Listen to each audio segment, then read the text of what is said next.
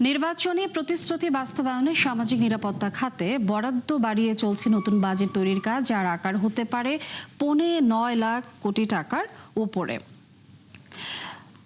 ধারাবাহিকভাবে মন্ত্রণালয়গুলোর কাছে প্রস্তাবনা নিচ্ছে অর্থ মন্ত্রণালয়। সংশ্লিষ্ট কর্মকর্তারা জানান, বাড়তি অর্থের চাহিদা মেটাতে কর ফাঁকি বন্ধ, উন্নয়ন প্রকল্পে অপচয় কমানোর নির্দেশ রয়েছে নতুন অর্থমন্ত্রীর। রুহুল আমিরের রিপোর্ট।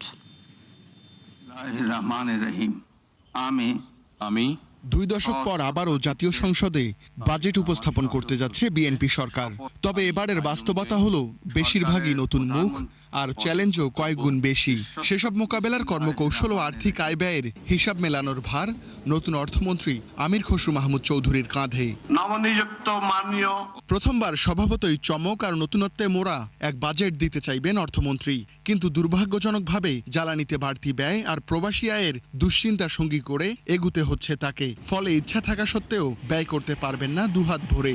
অবশ্য এর মধ্যেও নির্বাচনী ইশতেহার পূরণে অগ্রাধিকারের তালিকায় থাকবে ফ্যামিলি কার্ড, যার আংশিক বাস্তবায়নে আসছে অর্থ বছর দরকার হবে অন্তত 15,000 কোটি টাকা। এছাড়া কৃষক কার্ডের জন্য রাখতে হবে বাড়তি বরাদ্দ।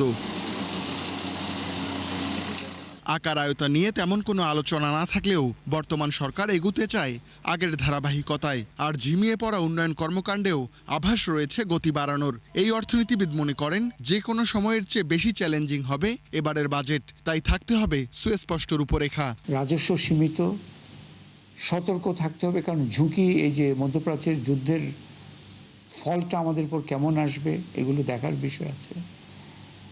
এই জায়গায় আমাদেরকে উচ্চাভিলাষী হওয়ার সুযোগ নেই, কিন্তু যেটা আছে সেটা হচ্ছে বড় ধরনের কিছু সিগন্যাল দেওয়ার বিষয়টা। আপনি ওখানে সার্বিকভাবে একটা এজেন্ডা নিতে হবে, যেটা আওয়ামী লীগ আমলে 17 বছরে একেবারে নিচে চলে গেছিল। এটাকে আমি বলবো ব্যয় দক্ষতা।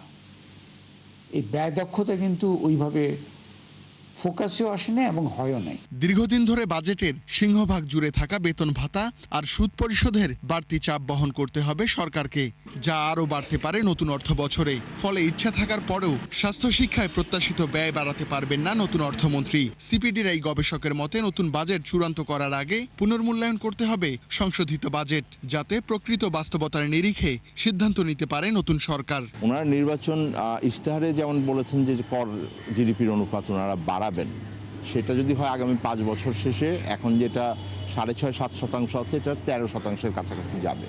তো সেইটার প্রক্ষেপণটা ওনাদের এখন ঠিক মতো করতে হবে এবং তার সাথে মিলিয়ে আমার সংস্কার কার্যক্রমগুলো নিতে হবে।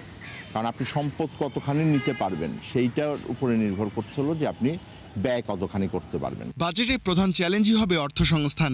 এজন্য কর আহরণ বাড়াতে ভিন্নধর্মী পদক্ষেপ চান বিশ্লেষকেরা।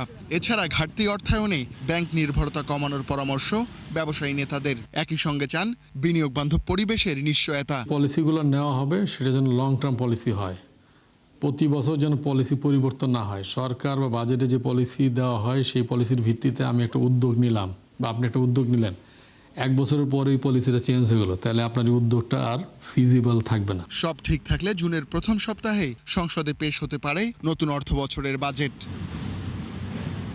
রুহুল আমিন, 71, ঢাকা।